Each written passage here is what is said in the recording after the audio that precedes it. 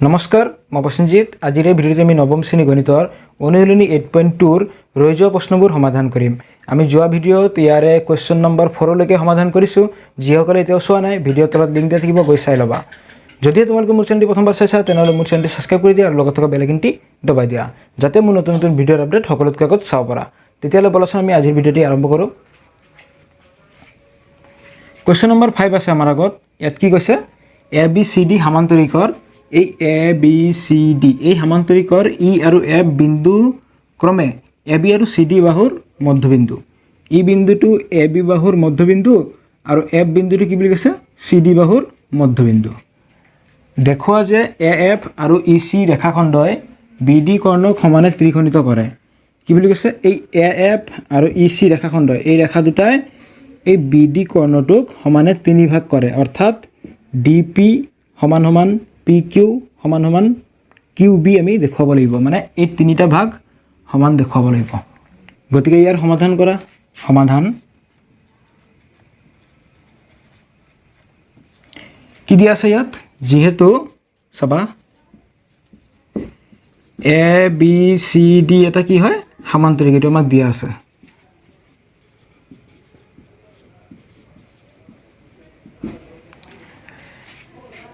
A B C D এটা সমান্তৰিক, তেতিয়াহ'লে আমি লিখিব পাৰোঁ এ বি আৰু চি ডি কি হয়? পেৰেলেল বা সমান্তৰাল। A B parallel C D. ঠিক আছে। এতিয়া চাবা এ বিৰ ওপৰতে এ ই আছে আৰু চি ডিৰ ওপৰতে চি এফ আছে, তেতিয়াহ'লে আমি লিখিব পাৰোঁ এ ই পেৰেলেল চি এফ। এ ই পেৰেলেল চি এফ। আৰু আমি লিখিব পাৰোঁ এ ই ইকুৱেল চি এফ। কিয়? কাৰণ চাবা এই ই বিন্দুটো কি হয়? এ বিৰ মধ্যবিন্দু। তেতিয়াহ'লে এ ই কি হ'ব? এ বিৰ আধা। আৰু এইফালে এফ বিন্দুটো চি ডিৰ মধ্যবিন্দু, তেতিয়াহ'লে চি এফটো কি হ'ব? চি ডিৰ আধা, মানে চি এফ আৰু এ ই ইকুৱেল। লিখি দিব পাৰা যিহেতু A E equal half of A B and C F equal half of C D. ঠিক আছে। দেয়াৰফৰ এ ই চি এফ এটা কি হয়? সমান্তৰিক। হ'বনে? কাৰণ আমি দেখুৱাইছোঁ এ ই আৰু চি এফ সমান আৰু সমান্তৰাল, বিপৰীত বাহুবোৰ সমান আৰু সমান্তৰাল হ'লে আমি ক'ব পাৰোঁ চতুৰ্ভুজটো এটা সমান্তৰিক। ঠিক আছে। যিহেতু এ ই চি এফ আমি এটা সমান্তৰিক দেখুৱাইছোঁ, তেতিয়াহ'লে তুমি ক'ব পাৰা A F parallel E C.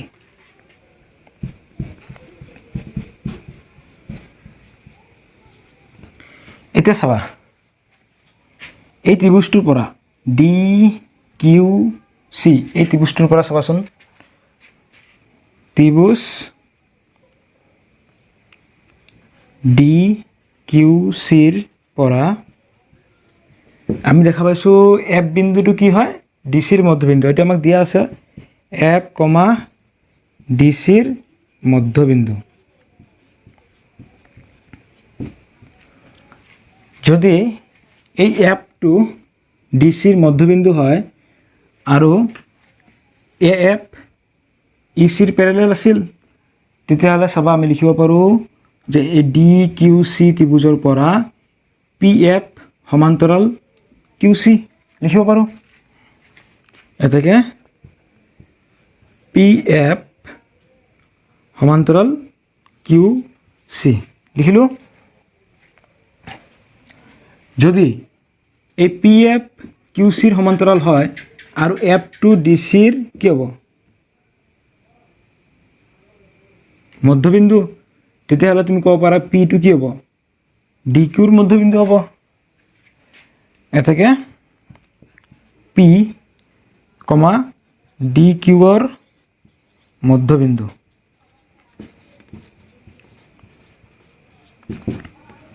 ঠিক আছে। পি যদি ডি কিউৰ মধ্যবিন্দু হয়, তেতিয়াহ'লে তুমি ক'ব পাৰা D P equal P Q ক'ব পাৰা। এতেকে D P equal P Q, এইটো তুমি ইকুৱেশ্যন নম্বৰ 1 দি থোৱা। এফালে কৰিছোঁ এগেইন আকৌ তুমি ত্ৰিভুজ এইটো লোৱা বি এ পি ঠিক আছে বা এ বি পি সৰি ত্ৰিভুজ এ বি পিৰ পৰা এই ইটো কি হয় এ বিৰ মধ্যবিন্দু এ বিৰ মধ্যবিন্দু এটা আমাক দিয়া আছিল মধ্যবিন্দু তেতিয়াহ'লে ঠিক এইটোৰ দৰে আমি এইটোক আমি এনেকৈ লিখিব পাৰোঁ ই কিউ এ পিৰ সমান্তৰাল ই কিউ পেৰেলেল এ পি হ'ব চাবা ই চি আৰু এ এফ কি আছিল সমান্তৰাল তেতিয়াহ'লে ই কিউ আৰু এ পি সমান্তৰাল হ'বই কাৰণ ই কিউটো ই চিৰ ওপৰত আছে আৰু এ পিটো এ এফৰ ওপৰত আছে সমান্তৰাল লিখিলোঁ এটাকে যদি ই এ বিৰ মধ্যবিন্দু হয় আৰু ই কিউ এ পিৰ সমান্তৰাল তেতিয়াহ'লে তুমি ক'ব পাৰা কিউটো কি হ'ব বি পিৰ মধ্যবিন্দু কিউ কমা বি পিৰ মধ্যবিন্দু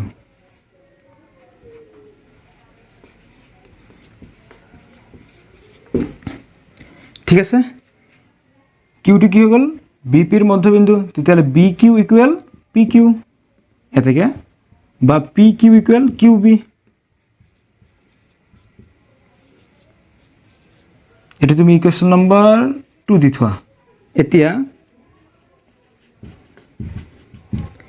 1 and 2 implies 1 আৰু 2 ৰ পৰা আমি কি পালোঁ 1 আৰু 2 ৰ পৰা দেখা পাইছোঁ D P equal P Q ঠিক আছে এতিয়া পি কিউ ইকুৱেল কি হ'ব কিউ বি ঠিক আছে এতিয়া আমি এই তিনিটা অংশ কি দেখুৱালোঁ সমান দেখুৱালোঁ বা ইকুৱেল দেখুৱালোঁ মানে এই ডি পি সমান সমান পি কিউ সমান সমান কিউ বি তিনিটা ইকুৱেল দেখুৱালোঁ তেতিয়াহ'লে তুমি লিখি দিবা শেষৰ লাইনটো এতেকে এ এফ আৰু ই চি ৰেখাখণ্ডই বি ডি কৰ্ণক সমানে ত্ৰিখণ্ডিত কৰে ঠিক আছে এইখিনি লিখি দিবা এইখিনি হ'ব আমাৰ নিৰ্ণয় এনচাৰ ঠিক আছে কৰি লোৱা বুজি পাইছা সকলোৱে কুৱেশ্যন নম্বৰ 6 আছে আমাৰ আগত ইয়াত কৈছে যে দেখুওৱা যে চতুৰ্ভুজৰ বিপৰীত বাহুৰ মধ্যবিন্দু সংযোগী ৰেখাখণ্ড দুডাল পৰস্পৰ সমদ্বিখণ্ডিত হয় তুমি প্ৰথমতে এক কাম কৰা চতুৰ্ভুজ এটা অংকন কৰি লোৱা আমি এইটো এটা চতুৰ্ভুজ অংকন কৰিলোঁ নাম দিলোঁ ধৰা এ বি চি ডি ইয়াৰ বিপৰীত বাহু এ বিৰ মধ্যবিন্দু লৈ লোৱা পি বিপৰীত বাহু ডি চিৰ মধ্যবিন্দু লৈ লোৱা আৰ ল'লোঁ সংযোগ কৰি দিয়া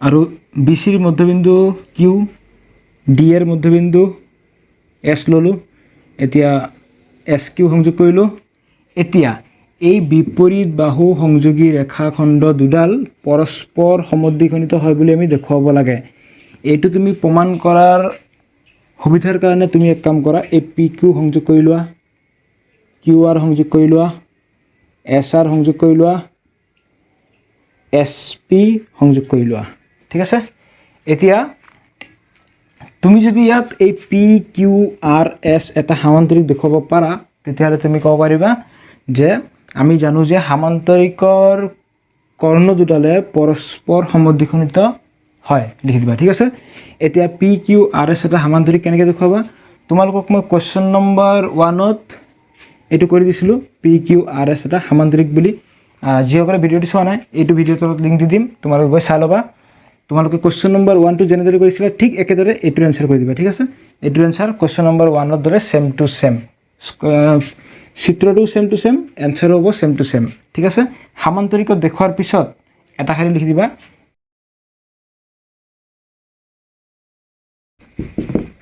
আমি জানো যে সামান্তৰিকৰ কৰ্ণ দুডাল পৰস্পৰ সমদ্বিখণ্ডিত হয় ঠিক আছে সমদ্বিখণ্ডিত হয় বুলি দেখুৱাব দিছিল এইখিনি হ'ব তোমাৰ নিৰ্ণয় এনচাৰ ইয়াৰ আগত তোমালোকে কুৱেশ্যন নম্বৰ 1ত যেনেদৰে কৰিছোঁ ঠিক একেদৰে ইয়াত লিখি দিবা এতিয়া চাবা এই পি আৰটো কি হয় পি কিউ আৰ এছৰ এটা কৰ্ণ আৰু এছ কিউ এটা কৰ্ণ মানে দুটা কৰ্ণ এই দুটা কৰ্ণই পৰস্পৰ সমদ্বিখণ্ডিত হয় ঠিক আছে সমানে দ্বিখণ্ডিত হয় কুৱেশ্যন নম্বৰ 7 আছে আমাৰ আগত। ইয়াত কৈছে যে ABC ত্ৰিভুজৰ চি কোণটো সমকোণ। এটা ABC ত্ৰিভুজ,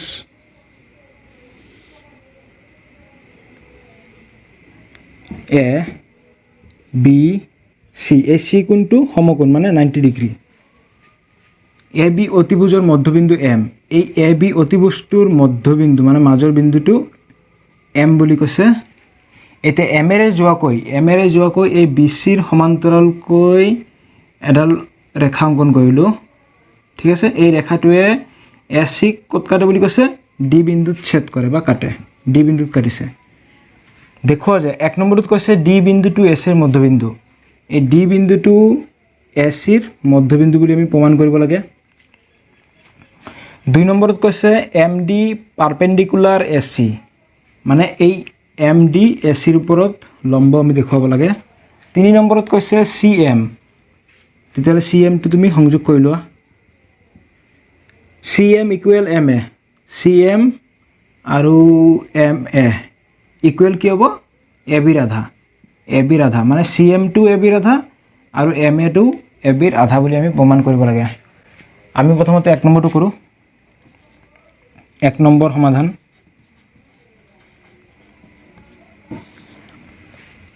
চাবা, A B C ত্ৰিভুজ A B চিৰ কি দিয়া আছে? এম এ বিৰ মধ্যবিন্দু, এইটো আমাক দিয়া আছে। এমটো এ বিৰ মধ্যবিন্দু আৰু আমাক কি দিয়া আছে? আমাক কৈছে ডি এম বি চিৰ সমান্তৰাল, D M parallel B C, D এমটো বি চিৰ সমান্তৰাল। যিহেতু এম এ বিৰ মধ্যবিন্দু আৰু ডি এমটো কি হয়? বি চিৰ সমান্তৰাল, তেতিয়াহ'লে তুমি ক'ব পাৰা ডিটো কি হ'ব? এ চিৰ মধ্যবিন্দু। এতেকে ডি কমা এ চিৰ মধ্যবিন্দু।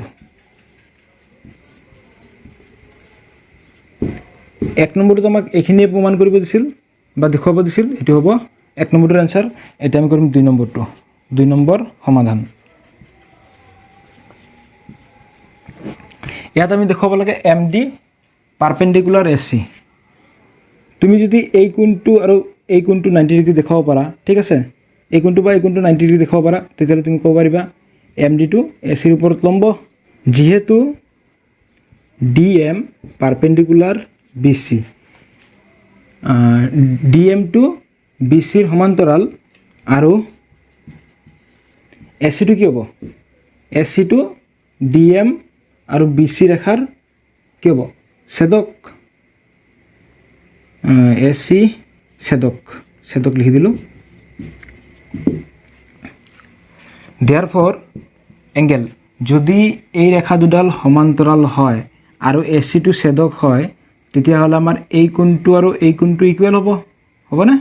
চাবা, এতেকে angle A D M equal A C B. কিয় ইকুৱেল হ'ব? এই দুটা হৈ গ'ল আমাৰ অনুৰূপ কোণ।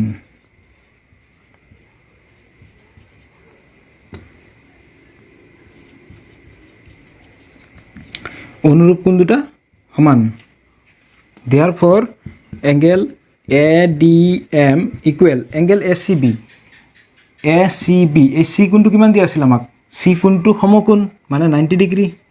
যিহেতু আমি এ ডি এম এই কোণটো 90 ডিগ্ৰী দেখাব পাৰিছোঁ, তেতিয়াহ'লে তুমি ক'ব পাৰা ডি এম পাৰপেণ্ডিকুলাৰ এ চি।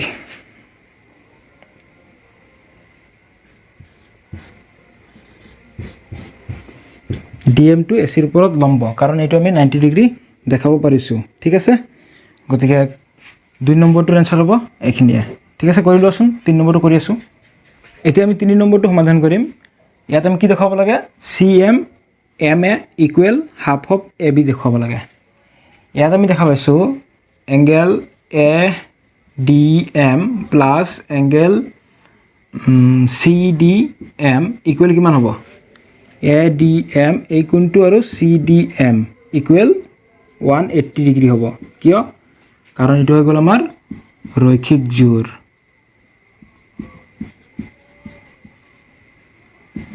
এই কোণ দুটাক ৰৈখিক জোৰ বুলি কোৱা হয় আৰু ৰৈখিক জোৰৰ সমষ্টি কিমান 180 ডিগ্ৰী therefore angle ADM ADMৰ মান কিমান আছিল 90 ডিগ্ৰী তেতিয়া CDMৰ মান কিমান হ'ব 90 ডিগ্ৰী হ'ব গতিকে এই দুটা কি হ'ব ইকুৱেল এংগেল CDM ইকুৱেল কিমান 90 ডিগ্ৰী ঠিক আছে ADM আমি অলপ আগত উলাইছো 90 ডিগ্ৰী তেতিয়া CDM 90 ডিগ্ৰী হ'ল এতে চাবা তুমি যদি এই ত্ৰিভুজ দুটা সৰ্বসম দেখাব পাৰা তেতিয়া ইয়াৰ পৰা তুমি CM আৰু MA ইকুৱেল পাই যাবা CPCT চাবা নাও ত্ৰিভুজ ADM and ত্ৰিভুজ CDM ইয়াৰ পৰা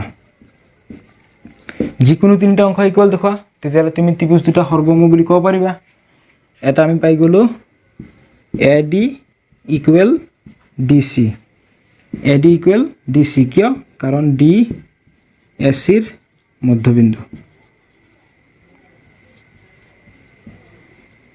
ঠিক আছে আৰু আমাৰ DM ইকুৱেল DM কিয় সাধাৰণ বাহু DM টু সাধাৰণ বাহু হাবা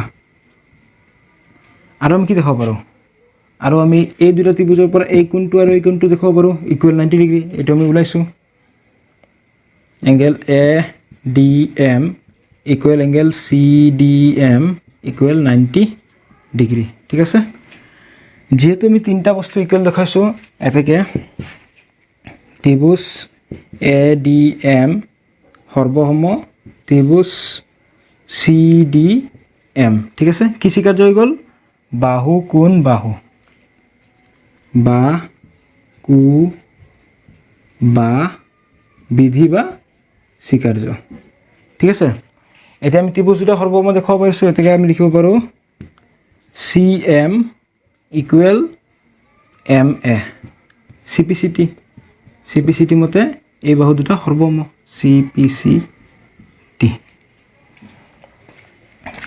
এফালে লিখিছো যেহেতু তলত জায়গা নাই এতেকে আমি লিখিব পাৰো CM ইকুৱেল MA ইকুৱেল সাবা M বিন্দুটো কি বুলি কৈছিল কোৱেশ্চনত কৈছিল M বিন্দুটো AB ৰ মধ্যবিন্দু তেতিয়ালে AM আৰু MB ইকুৱেল অৰ্থাৎ AM টো কি হ'ব AB ৰ আধা MA টো AB ৰ আধা আৰু MA যিমান CM হিমানে গতিকে দুইটাই কি হ'ব AB ৰ আধা ঠিক আছে এটো দেখাব দিছে আমাক CM equal MA equal half of AB ঠিক আছে গতিকে 3 নম্বৰটো আনসাৰ হ'ব এইখিনি বুজি পাইছা সকলোৱে গতিকে আজিৰ ভিডিওটি ইমানেই যদি এই ভিডিওটি চাই ভাল লাগিছে তেতিয়ালে ভিডিওটি এটা লাইক কৰি দিবা আৰু বন্ধুসকলৰ লগত শেয়াৰ কৰিবলৈ নাপাহৰিবা ঠিক আছে কৰি লোৱা